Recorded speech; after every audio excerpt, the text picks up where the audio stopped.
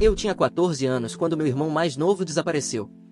Durante as buscas desesperadas por ele, ouvi nossos pais admitirem que estavam aliviados por não precisarem mais se preocupar com dinheiro, e que, na verdade, estavam lucrando com o luto de todos.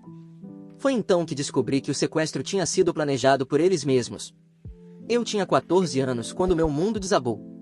Era o 11º aniversário do meu irmão mais novo, o Mickey, e eu tinha juntado dinheiro para lhe comprar o set de Lego Star Wars com que ele sonhava há anos. Os nossos pais não gostavam de celebrar aniversários, era a típica coisa de família asiática rígida, por isso, eu sempre me certifiquei de que o dele fosse especial. Cheguei à casa da escola, cheio de entusiasmo, e corri direto para o quarto dele. Mas estava vazio. Nem sapatos, nem mochila. A cama, perfeitamente arrumada.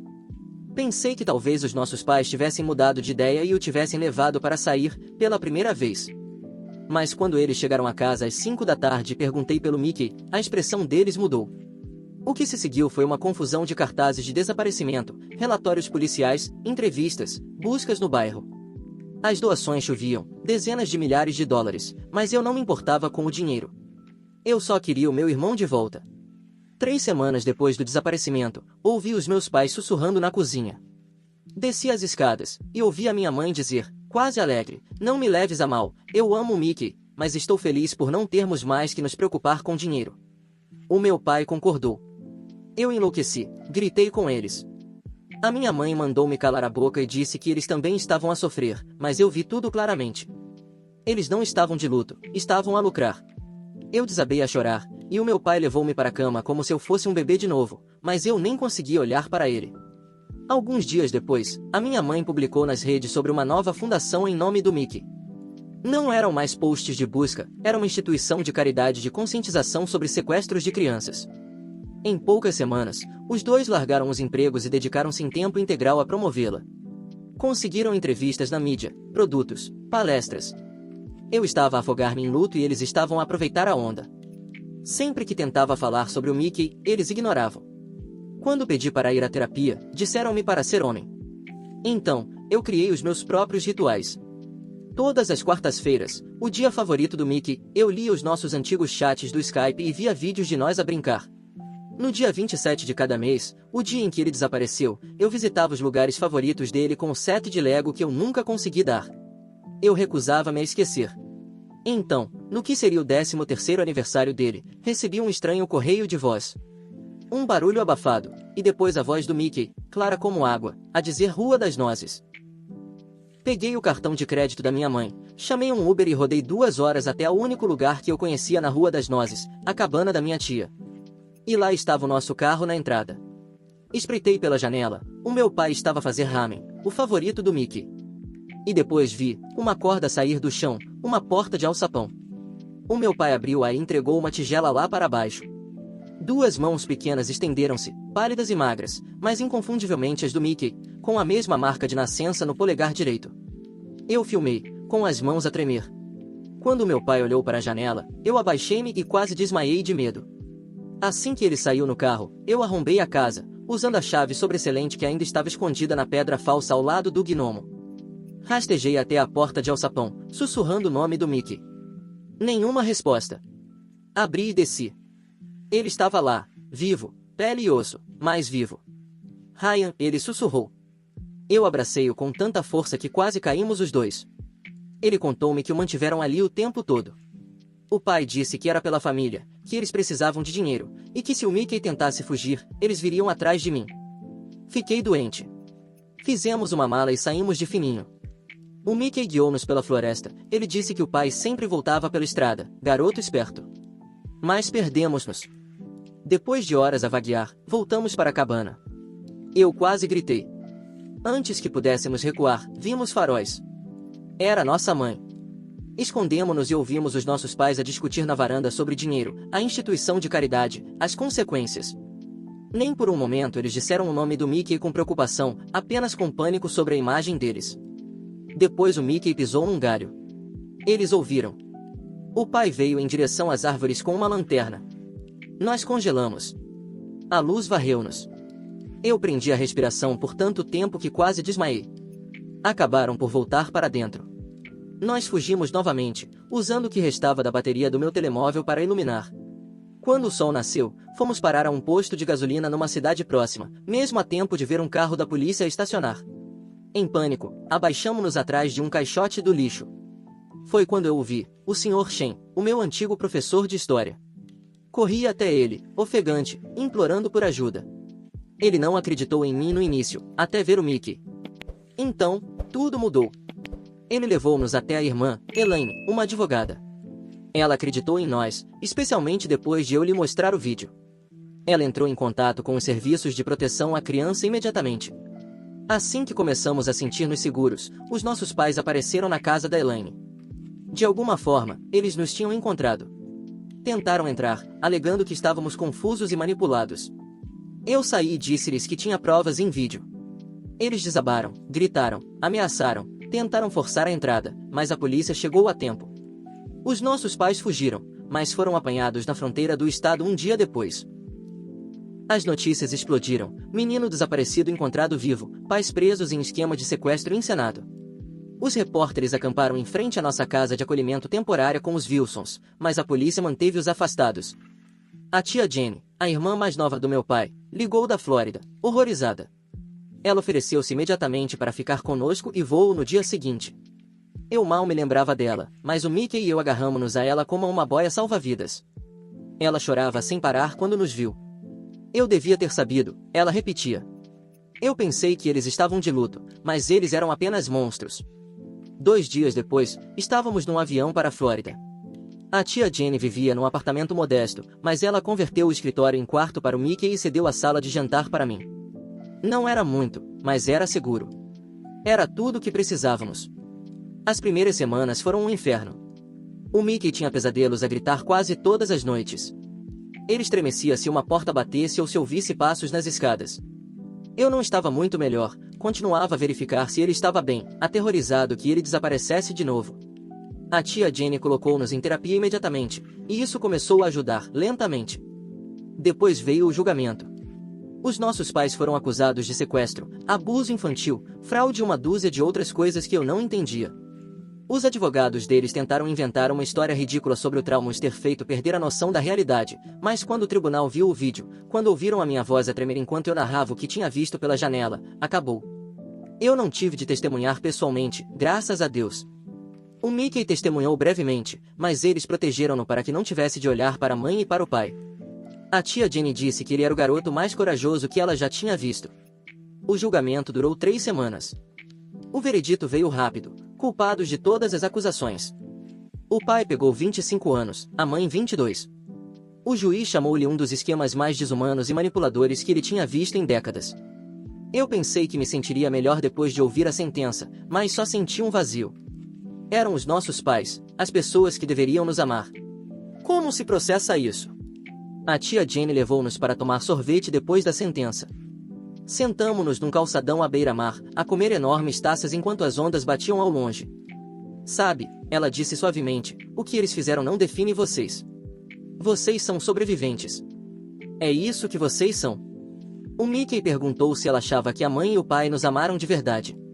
A tia Jenny suspirou e disse, talvez de uma forma distorcida e egoísta. Mas o amor de verdade não magoa assim. O amor de verdade protege. 6 meses depois, a vida começou a parecer quase normal. O Mickey fez amigos na escola, eu entrei no clube de fotografia e comecei a jogar com um grupo de garotos que não sabiam nada sobre o meu passado. Os pesadelos ainda apareciam, mas eram menos frequentes.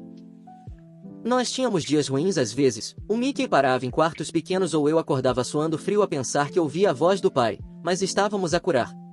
O 14º aniversário do Mickey foi o primeiro aniversário de verdade dele em 3 anos. Fizemos uma pequena festa na praia, apenas a tia Jenny, eu e alguns dos novos amigos dele. Um bolo em forma do Millennium Falcon, toalhas de praia do Star Wars. Nadamos até o pôr do sol. Naquela noite, enquanto arrumávamos as coisas, o Mickey sentou-se ao meu lado na areia. Obrigado por me encontrares, ele disse. Eu nunca parei de procurar, eu disse. Eu sei. Eu costumava imaginar-te a invadir a casa como Luke Skywalker, e depois fizeste-o. Eu ri. Acho que não fui assim tão fixe. Foste para mim. Ele olhou para as ondas. Achas que vamos ficar bem? Eu não respondi de imediato. Pensei em tudo, as coisas do tribunal que ainda estavam por vir, os pesadelos, o espaço vazio onde deveria ter estado uma infância normal. Sim, eu disse por fim, acho que sim. Levamos as nossas coisas para o carro. O Mickey de repente correu pela praia, chapinhando na água com os braços abertos como um avião, a rir como um louco.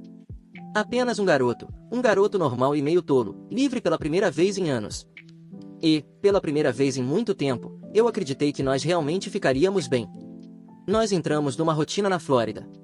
A tia Jenny tornou-se mais do que uma guardiã, ela era a mãe que sempre precisamos. Ela ajudava com o dever de casa, fazia panquecas incríveis aos fins de semana e nunca nos tratava como um fardo. Ela simplesmente nos amava, sem amarras. Aquilo era novo. A terapia era difícil. O Mickey odiava falar sobre o porão, o quarto da armadilha, como ele o chamava. No início, ele sentava-se em silêncio ou apenas desenhava fotos de árvores e estrelas. Mas, aos poucos, as paredes foram caindo. Um dia, ele contou à terapeuta sobre a primeira vez que o pai o baixou para aquele espaço escuro, dizendo que era só por um tempinho. Nunca foi. Quanto a mim, eu lutava com a culpa. Culpa por não o ter encontrado antes, por ter acreditado que ele tinha ido embora, por não ter lutado mais contra os meus pais. Mas o terapeuta lembrou-me que eu era um garoto. Eu tinha feito mais do que qualquer pessoa poderia esperar. Eu o salvei. Eventualmente, a CPS localizou o primo da tia Jenny, que vivia por perto, e ele ajudou a assinar os papéis da tutela. Isso significava que o Mickey e eu não seríamos mandados de um lado para o outro. Estávamos seguros e legalmente protegidos. Mesmo assim, isso não impediu as cartas ou e-mails anônimos ocasionais de pessoas que uma vez idolatraram os nossos pais e agora se sentiam traídas. Um deles até me acusou de mentir, dizendo que os nossos pais nunca fariam algo assim. Eu bloqueei todos eles. A escola foi um desafio no início. As pessoas reconheciam-nos das notícias e os olhares eram insuportáveis. Mas as crianças da Flórida não nos conheciam de verdade. Elas não sabiam de onde tínhamos vindo. Aquele anonimato era uma bênção estranha. Eventualmente, encontramos o nosso grupo, crianças que não faziam perguntas, que simplesmente nos aceitaram. Alguns meses depois da sentença, recebi uma carta do meu pai. Foi encaminhada pela CPS, sem ser aberta. Eu hesitei antes de abrir. Lá dentro, havia uma bagunça manipuladora de desculpas e meias desculpas. Espero que um dia vocês entendam a pressão em que estávamos. A fundação ajudou tantas pessoas. Vocês não fazem ideia do que foi preciso para manter-a funcionar. Estávamos a fazer isso por vocês, pelo futuro de vocês. Eu queimei a. O Mickey também recebeu uma. Ele não a leu, apenas a deu à tia Jenny e disse, não quero as palavras dele na minha cabeça. Ela triturou-a sem dizer uma palavra. Não ouvimos nada da nossa mãe, o que de alguma forma doeu mais, como se ela nem fosse fingir que estava arrependida. Perto da marca de 1 ano, as coisas ficaram estranhas de novo. Começou pequeno, um e-mail de um endereço desconhecido perguntando se o Mickey se lembrava das raízes dele. Depois, chegou um pacote ao endereço da tia Jenny, sem remetente. Dentro, havia 2 álbuns de fotos, um de mim e do Mickey a crescer e o outro um álbum de recortes da instituição de caridade falsa, recortes de jornal, cartas de doadores, fotos de eventos. Um post-it dentro dizia, este é o nosso legado. Não se esqueçam. Naquela noite, a tia Jenny ligou para o advogado dela. As ordens de restrição foram renovadas e ampliadas. Os nossos pais não podiam ter nenhum contato, direto ou indireto. Se tentassem de novo, enfrentariam acusações adicionais. Isso assustou o Mickey mais do que ele demonstrava. Ele começou a dormir com uma lanterna de novo. Sempre que a campainha tocava, ele parava. Eu comecei a andar com spray de pimenta, não porque eu achasse que eles apareceriam, mas porque eu não conseguia afastar o medo de que pudessem. Apesar de tudo, nós continuávamos a avançar. Tínhamos uma rotina, tínhamos segurança, tínhamos um ao outro. Um dia, o Mickey trouxe um trabalho de casa da escola, para escrever sobre um herói pessoal. Ele escolheu-me. Disse que eu o salvei, que eu era a verdadeira família dele. Eu chorei a ler aquilo, chorei feio. Eu disse-lhe que ele era o corajoso, ele sobreviveu dia após dia naquele quarto, ele manteve a esperança viva. Estávamos a começar a resolver as coisas, finalmente. E então, do nada, a instituição de caridade tentou renascer. Alguém da antiga direção entrou em contato online, dizendo que queriam restaurar a imagem dela, alegaram que os meus pais eram incompreendidos. Perguntaram se eu falaria num podcast para dar a minha versão. Eu enlouqueci. Fui a público em vez disso. Publiquei a história completa online, detalhes, clipes de vídeo, capturas de ecrã. Eu contei a verdade do início ao fim, sem esconder nada.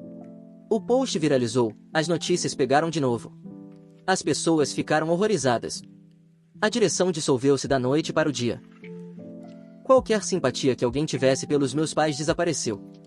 Foi quando as cartas pararam. Foi quando finalmente sentimos paz. Não acabou. Alguns dias, parecia que nunca acabaria. Mas o pior já tinha passado e nós tínhamos sobrevivido juntos. Quando Mickey fez 15 anos, a vida começou a parecer, se não normal, pelo menos estável. A tia Jenny tinha nos mudado para um lugar maior, não muito longe da praia, com quartos separados e um quintal de verdade. Foi uma melhoria modesta, mas para nós parecia um palácio. O Mickey tinha crescido, ainda magro e desajeitado, mas mais saudável. Ele até tinha entrado no clube de robótica na escola, começou a sorrir mais. Às vezes, eu pegava-o a rir com os amigos, e por uma fração de segundo, eu esquecia toda a escuridão que tínhamos vivido. Depois, aquilo atingia-me de novo, o quão perto tínhamos chegado de perder tudo. A terapia ajudou, o tempo ajudou, mas o que mais ajudou foi estarmos juntos. Então, uma noite, do nada, tivemos outra surpresa. Eu estava a voltar do trabalho quando a tia Jenny ligou e disse: "Ryan, precisas de vir para casa agora, aconteceu uma coisa." O meu estômago afundou. Quando cheguei lá, o Mickey estava no sofá, pálido e em silêncio. A tia Jenny entregou-me uma carta. Tinha chegado pelo correio, endereçada ao Mickey e ao Ryan. Sem remetente, sem carimbo. Dentro, havia 3 palavras rabiscadas numa letra familiar: "Por favor, perdoe-nos." Sem assinatura, mas nós sabíamos. Sentamo-nos em silêncio por um bom tempo. O Mickey foi o primeiro a falar. "Eles ainda acham que merecem perdão." "Eles não merecem," eu disse. "Mas eu não quero sentir ódio para sempre," ele admitiu. "Eu quero parar de sonhar com eles. Eu quero deixar isso ir." Naquela noite, escrevemos a nossa própria carta. Não a enviamos. Não precisávamos. Era mais como um ritual, a nossa despedida final. Escrevemos tudo o que precisávamos de dizer, que estávamos zangados, que não os perdoávamos e que estávamos a seguir em frente sem eles. Queimamos-na numa tigela de metal no quintal, vimos as cinzas a flutuar para o céu e, assim, um peso levantou-se. Na semana seguinte, recebi a minha carta de aceitação para uma universidade.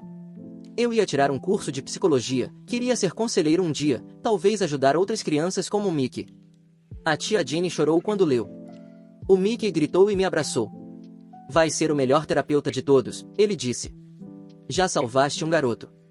És um bom caso de estudo," eu brinquei.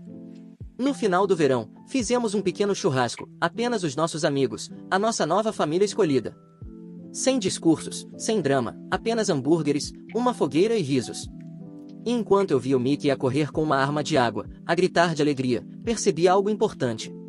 Nós não estávamos mais a sobreviver, estávamos a viver. Nós ainda tínhamos cicatrizes, sempre teríamos, mas tínhamos um ao outro. E estávamos finalmente livres do passado. Os nossos pais podem ter tentado usar o desaparecimento do Mickey para manipular o mundo, mas no final, a verdade apareceu. Nós escrevemos o nosso próprio final e ainda o estamos a escrever todos os dias.